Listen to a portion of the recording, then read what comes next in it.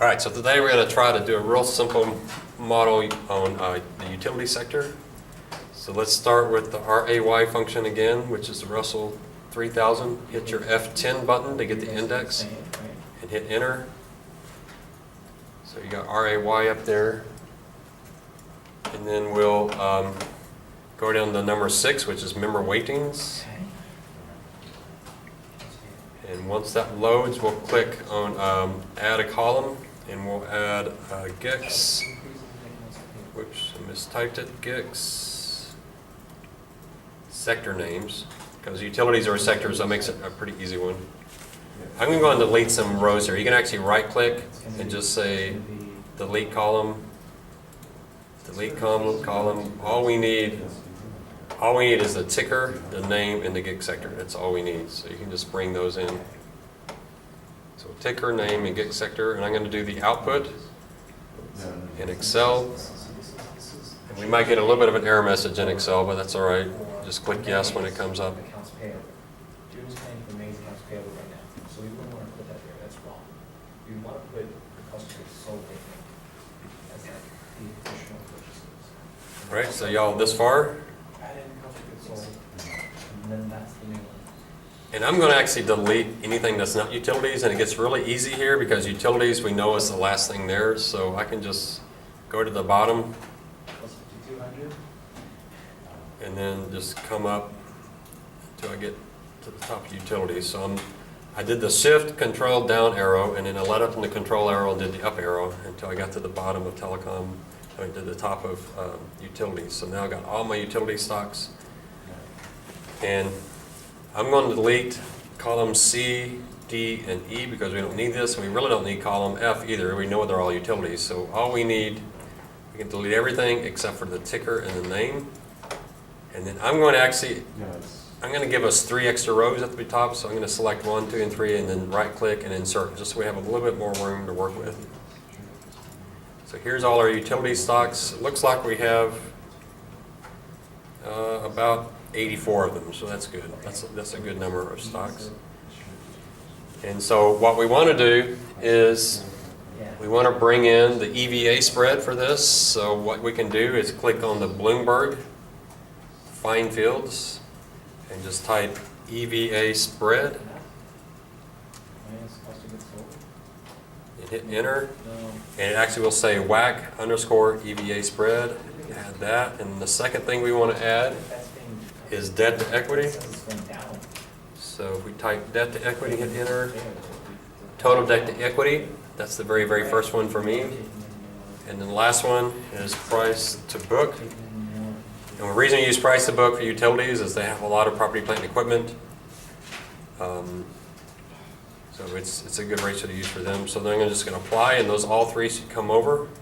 So you should have a column that says WAC _ EVA _ spread. A column that says tote _ debt, tote _ to _ tote _ EQY. And then one that says PX _ to _ book _ ratio. So 5.2 million is what we need. All right, so now what we're going to do is we're going to bring these in. Y'all remember the function? It's equal B 200. D P, open parentheses, go over and find your A, and hit the F4 3 times to lock in the A, or A5, and then go up to the C4, hit your F4 twice, lock in the 4, close parentheses, hit enter. I'm going to go to the home key. I'm going to change this to a comma so it doesn't have all those decimals, and then I'm going to copy it down, then copy it across.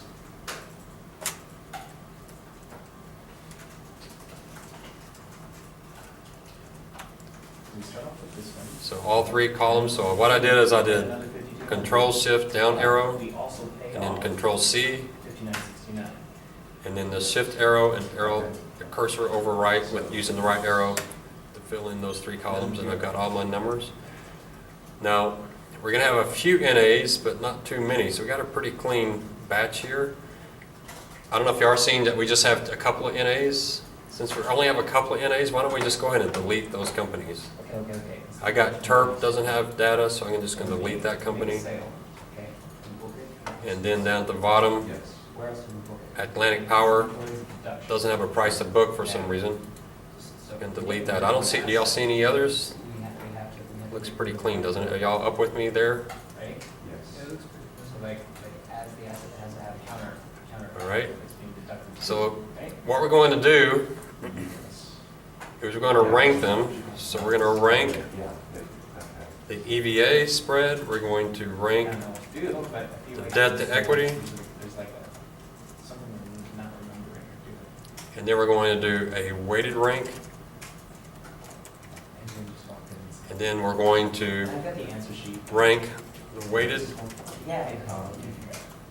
and then we're going to rank price to book. So those are the columns we're headed for. So the very first column, it's column F now, we want to do the EVA rank, then we want to rank the debt to equity, then we're going to combine them. We're actually going to do a weighted rank, and I'm going to show you how we can do that in a way that's going to give us a little bit more power than what we were doing in earlier ones. And then once we do that, we'll re-rank those weighted, so we have actually a number 1 to a number 84. And then we'll rank the price to book, and we'll just compare the two. So if y'all remember the function, since we got rid of all the errors, we shouldn't have to do that if error function. But let's do it anyway, just to be careful. So we'll do if error, open parentheses, rank, open parentheses, and then go over to the very first EVA spread, comma, oops, I forgot to hit the equal sign, so don't forget to do that. So go over to the EVA, first EVA, and then comma, and go back to it again.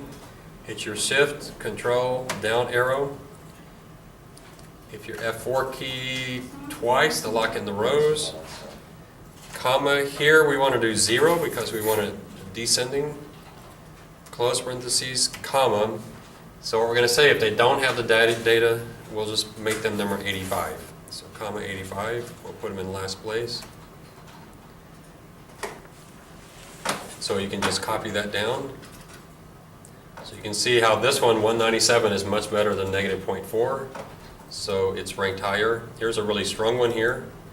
An EVA spread of 7.93. That's a really high EVA spread for the rank number 7th. So that looked good. We can now copy that very first one over to do the debt to equity, except for debt to equity, we want it to be if error rank the debt to equity, but instead of comma 0, we want it to be comma 1. We want it to be ascending because higher debt to equities is bad, so we want them ranked lower. So in that one, we'll do the comma 1. So you'll see the only difference between those two columns is one has the rank uses comma 0, and the other one uses the rank uses comma 1.